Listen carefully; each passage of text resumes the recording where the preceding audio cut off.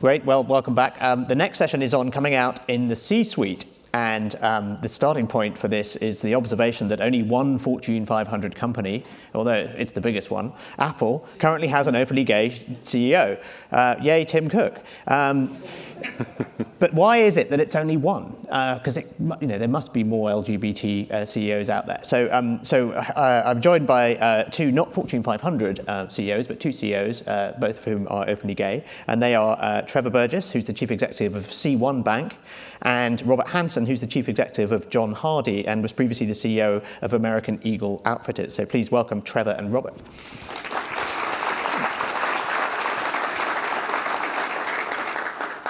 Well, let's just start with the big question. Why are there so few openly gay CEOs? What's your take on that?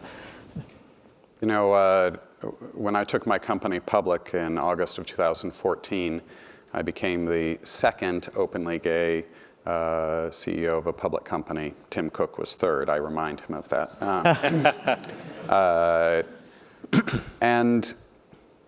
But I was 42 years old at the time, and I am very optimistic that right behind me is a whole generation of people who are working their way up the corporate ladder that will make it into the C-suite. Right, the average CEO of a public company in America is in their 50s, right? So I was very young to be a public company CEO. That happened because I founded the company, so right, they just sort of were stuck with me. But I am very optimistic that there's this next generation right behind us. I graduated from college in 1994, and I remember at Dartmouth, in those very cold winters, I was one of very few openly gay people at that time. And so there were a couple of people from classes before me that had been openly gay in college, but it was pretty rare. So I'm really the first generation of person that has been openly gay their entire career, authentic their entire career. And I'm optimistic this next generation, there'll be dozens on the way. I agree with Trevor that it's somewhat generational. I think, like him, though, I've been out ever since I've been in business, and although it wasn't Fortune 500, American Eagle Outfitters was Fortune 1000, and I ran a private company that would have been the equivalent of public of Fortune 1000. So I do think it just requires leadership, and although and there's a good argument for it in my view, although I understand why many executives don't. I speak to a lot of gay people, but I also speak to a lot of women and people of color who are underrepresented. Obviously, you can't hide gender or ethnicity, but I think a number of gay executives that I speak to have always tried to balance how they're representing the entire population of their employees and not emphasizing their sexual orientation. And there is a sense of fear to a certain degree that if they come out when at the top, that it would in fact do that. I would say that when Tim Cook came out, it blew up for a moment and then died down, and therefore that argument doesn't really have a lot of efficacy. But more critically, I think to Trevor's point, if you look at the broad shifts in what's going on culturally, there may be hesitancy in our generation, but if you look at millennials and if you look at the future, I mean, the world's becoming significantly more multicultural. The US is becoming significantly more multicultural. But this young generation, unless they have particularly strong embedded beliefs that would prevent them from having a more progressive view, I think the majority of the younger generations expect leadership on this issue. In fact, see it as an obligation. Right. So one concern then for older CEOs who may not wish to come out during their careers is that they don't wish to be seen as too focused on LGBT issues in particular. I can understand that, but also what about are they particularly concerned about pushback from shareholders, pushback from board members, or is that less of a concern than it was? I just got a call from our largest shareholder thanking me for making him 47% return on his IPO investment. So we're in the process of selling the bank. He said nothing at all about my being a gay CEO. He just said, let me know if we can ever do anything to help you, right? He was thrilled that in a market where bank stocks have been battered, he made 47% in a year and a half. Shareholders don't care. Hooray. What about board members of, because you get some of the boards of the big old companies, you know, maybe you've got some rather antediluvian thinking going on there. Is that more of a problem for these big, because we're focusing on the Fortune 500 as well, is discrimination at that level more likely to be a problem, do you think? I don't think it is at all. In fact, I'm on the board of Constellation Brands, which is a Fortune 500, maybe even a Fortune 100 company at the moment. And I think to what Trevor says, ultimately, you know, if you're a senior executive, your role in the company is to deliver economic opportunity and create value. But ultimately, I do think that boards and executive teams also have to balance that with the other purpose of business, which in my view is to create positive social change. And I think balancing economic opportunity and positive social change and demonstrating values-based leadership is critical. I haven't in my entire career faced any significant issues. I have faced opportunities to be instructive and to a certain degree teach those who are a bit less informed the evidence of my own experience and help them move along in their thought process. But it's never been a hindrance, I think, as long as you're committed to performance and frankly, authenticity. It's difficult to lead a broad swath of employees if you don't show up authentically yourself. Well, we just heard on about the research there and the video that was playing as we came on that, you know, a signal from the top is key. But we've also heard that signal from the top that you shall all be more inclusive and there shall be more diversity is not enough. It's necessary but not sufficient. So what are the other steps that CEOs have to take?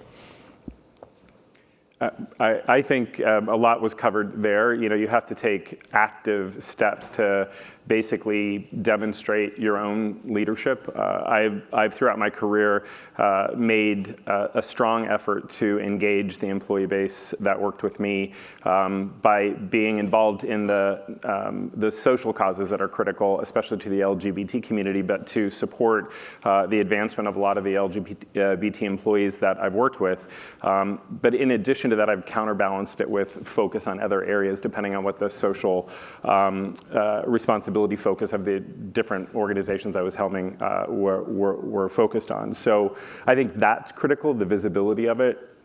And at the same time, I do think the individual mentorship of mid to early senior management leaders who may have all the talent in the world, because I meet people every single day that are more talented than me, but they may have not had the same experience that I've had that's led me to have the fortune of the position that I'm in. And so mentoring individuals, because then that spreads, I think is equally critical to public opportunities to support the issue. Trevor, what's your take on that? Listen, it's really great being a CEO, right? There's a lot of positive things about it, and my favorite thing is the ability to create change. I attended a meeting of all of the largest bank CEOs in the country. And I looked around the room, and all of them were men. The vast, vast majority of them were white, and they were all 65.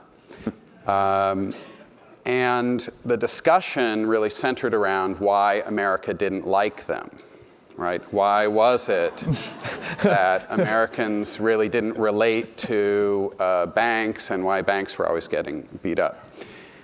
And I sat back and I said, well, maybe it's because we don't look anything like America. And I was open to the possibility at my company that there could be women, people of color, gays and lesbians, who were actually smart, good at their jobs, and who would like to work in an otherwise underrepresented industry. And so if you look at my management team, I have a large number of women. I have gays and lesbians working. I have people of color.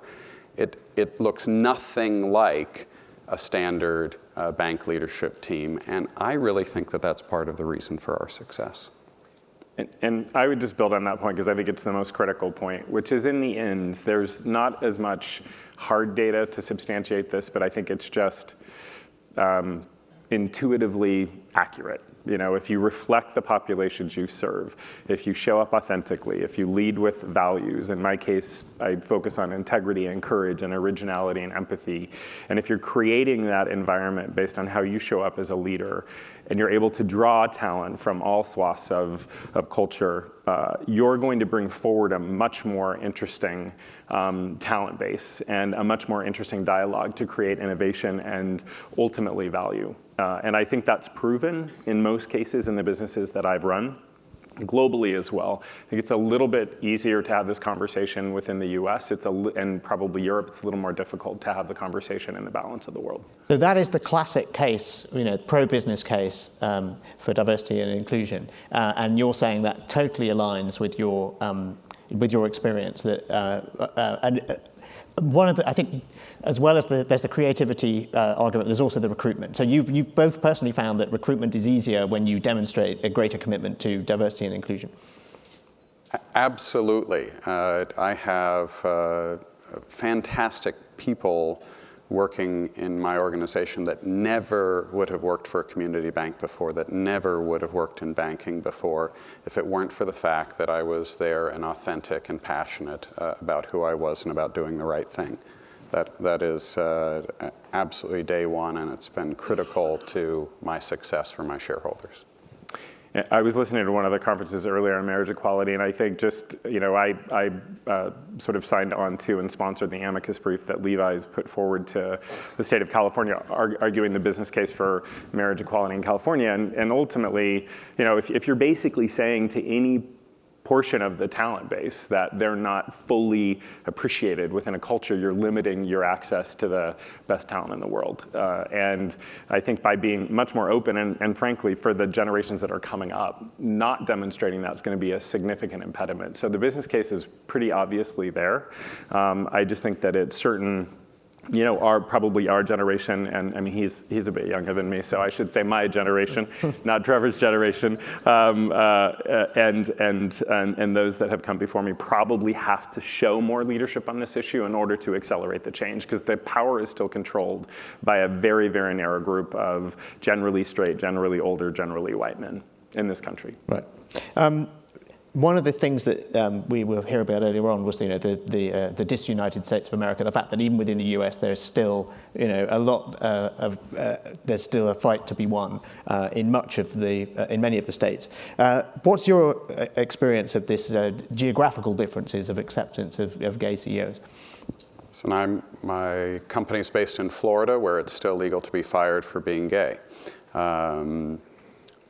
Hard to fire me, but in general, it is a real problem. What's interesting is the entire business community thinks that's crazy, right? Led by Disney, led by Blue Cross Blue Shield, led by the largest companies based in the state of Florida. And it will change, it will take time, and we'll get to the right place across the United States eventually. Because, quite frankly, we need to, for competitive reasons. Florida will lose out on attracting talent. I was trying to recruit a chief risk officer from Washington, D.C., and one of the questions that he asked was, well, is my husband and I going to be safe, in Florida? What does that mean, right? Florida, until a couple of years ago, it was illegal to adopt, right? I have an adopted daughter, my husband and I do. This was a real concern when I was thinking about where am I going to go and start my business. I bought up a series of troubled banks in Florida because Florida had a lot of them. But it was really a big discussion in my household about, are we going to feel safe, being in the state of Florida? It's turned out to be great. Gerrymandering, lots of other reasons are why some of these laws, continue to exist. But I do believe that, the business community's leadership is what will eventually change these laws, because they need to be able to compete for talent. The point I would add that I think is important for us to consider, because I've mostly been running companies that have businesses on a global scale, is this issue is much easier to have in the United States than it is in other parts of the world. And the company I currently run, most of the employees are based in Indonesia, a predominantly Muslim country, or Thailand.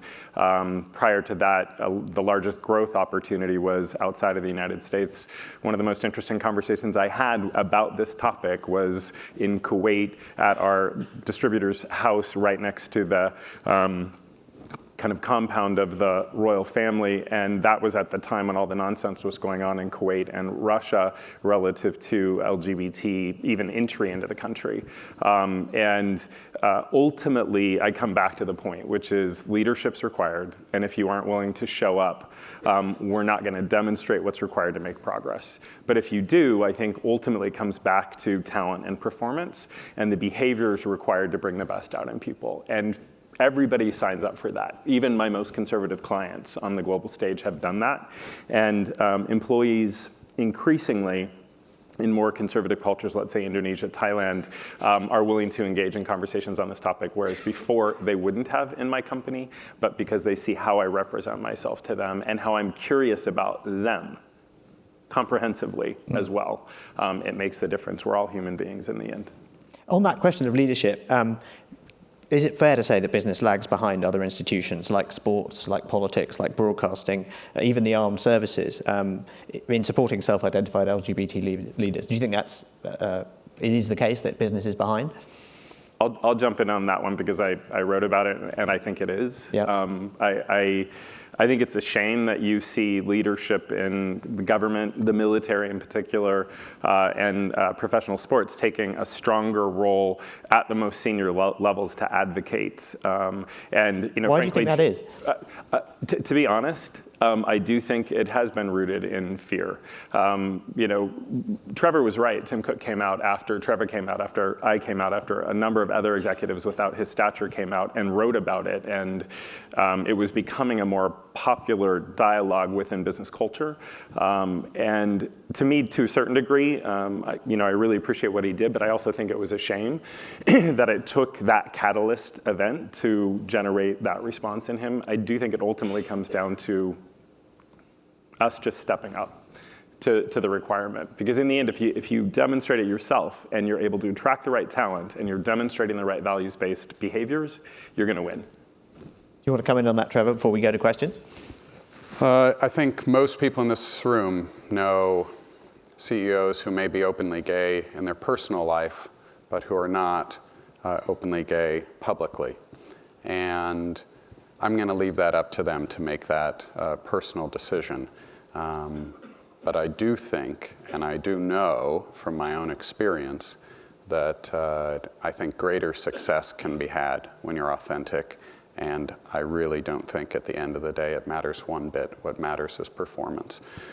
I've lent over $2 billion in the state of Florida to businesses. Nobody didn't want the money because I was gay. Great. Okay, we're going to open up to questions now, and we're also going to do one of our live polls, again, using the app. And the polling question this time goes back to where we started in this session, which is the idea that there's a generational explanation behind this, and there's a sort of a cohort shift that we hope is coming. So, has the global LGBT equality debate shifted to a generational standoff between the old and the young? What's your definition of old? That's a really good question.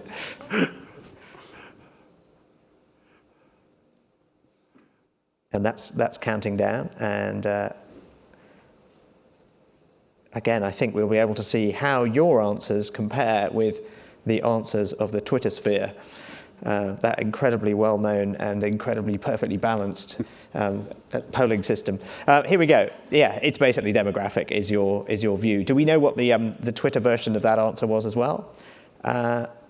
Still in favour of demographic explanations, but not to quite the same extent. Okay, let's open things up now to you, and questions from the floor, please. And if you could identify who you are before you ask your question, that would be very helpful. Oh, and if the microphone worked, that would be even better. Hello. Yes. Hi, I'm Toby Usnick from Christie's and a friend of Trevor's for many years. It's good to see you.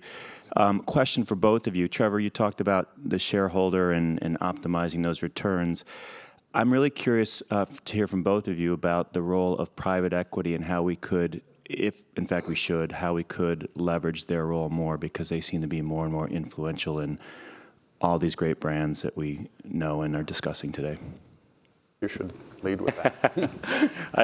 The company I'm currently running is owned by L. Catterton, which is now the largest consumer-focused private equity firm with holdings all over the world. And ultimately, I do think that there is an opportunity for greater leadership here, just because I've found private equity as a home for me. I was telling Trevor before we came up, is a perfect fit because it is 100% focused on driving value. And what attracted me to Catterton was driving value for shareholders, but with the principles of values-based leadership. And I think the combination of the two is really ultimately what provides opportunity to people like myself and could create a platform that's more welcoming of the talent base out there that's necessary to win. There's a principle I believe in. There's a great book that I would recommend everyone read called Power Score if you haven't read it. But ultimately, many business strategies are exactly the same. What differentiates return is if you have the right people and the right behaviors together leading to an outsized return. And that's certainly a principle that I know Catterton and many of the private equity firms I interviewed before taking this current job on believe in. And it does drive outsized returns in the end. And as a result, to be frank, similar to what Trevor said, they could care less about my sexual orientation, although they've been very, very supportive of the public role I've taken on this issue. Do you have a take on private equity here? I think I worked for 10 years on Wall Street. I was a managing director at Morgan Stanley, and private equity plays a critical role in funding entrepreneurs in America and making business happen. And everything I've ever seen is that it's about returns. And what I'm looking forward to is seeing more and more openly gay partners of private equity firms, more and more openly gay people on Wall Street in the business side and in investment banking and capital markets, looking for the leadership where these sorts of decisions are being made. Finance, Morgan Stanley, Goldman Sachs, these companies have done an amazing leadership job in the fight for marriage equality in the state of New York, et cetera.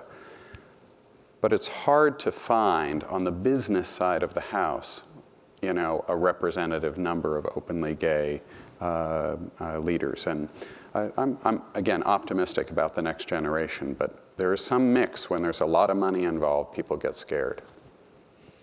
Who else do we have with a question on the floor? Over here, please.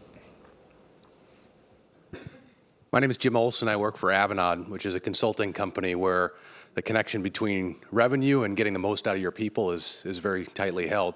Appreciate both of your inputs because you're role models. You're also the exception, as I think you've identified, in the C-suite.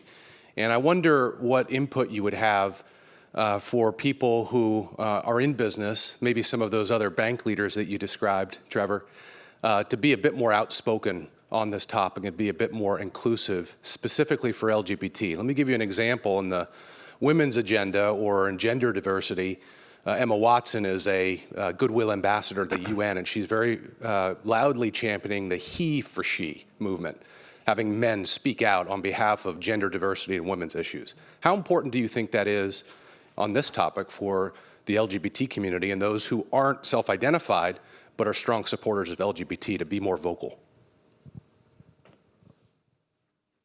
Being a CEO, you have, again, a platform to create change and to create social justice in the world. We were the first bank in the country to institute a living wage. We pay all our employees at least $15 an hour. The average bank teller makes $8.05 in the state of Florida. So you can use that platform for excellent, long-term social justice. And my shareholders have been very supportive of my efforts for those sorts of causes because they've been good for business also. I think that banks, I think that big business in America, look at the Human Rights Campaign Equality Index. They've done a great job of leadership, straight allies speaking out on behalf of our community. But I think it's going to take having a lot more than 3 or 4 of us as CEOs to really make fundamental difference in the long term. I would agree with that. I would tell you that my experience is mostly of straight mentors that encouraged me because of their view of my capability to perform and deliver returns, but at the same time do it in a values-based way to deliver economic opportunity but positive social change concurrently. Most of my mentors have been straight and vocal about their support of the community.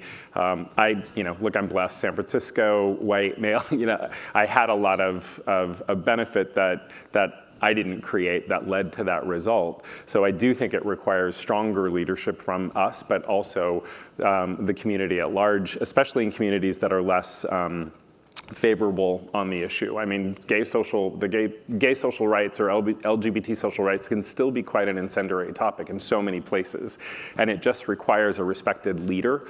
I stayed in business because of one of my mentors. I was going to go into the, to the public sector, and he said, "Look, I think you're going to have a better influence in general if you stay in business and be yourself and show up in the right way, because businesses will have such a strong influence." And frankly, I'm disappointed that the majority of the issues we face today, infrastructure, wages, health, health benefits, the growth of the economy, so many of the issues we would expect the government to take on more forcefully, businesses are taking on more forcefully, and with the right leadership and the support from all communities towards equal opportunity for all, it's going to benefit the economy and the country, in my view. Great. Well, that's look at that. You finished right on the nail there with the. You've done this before, haven't you? So thank you very much to Trevor Burgess and Robert Hanson, and it's now time for lunch. So thank you. Thank you.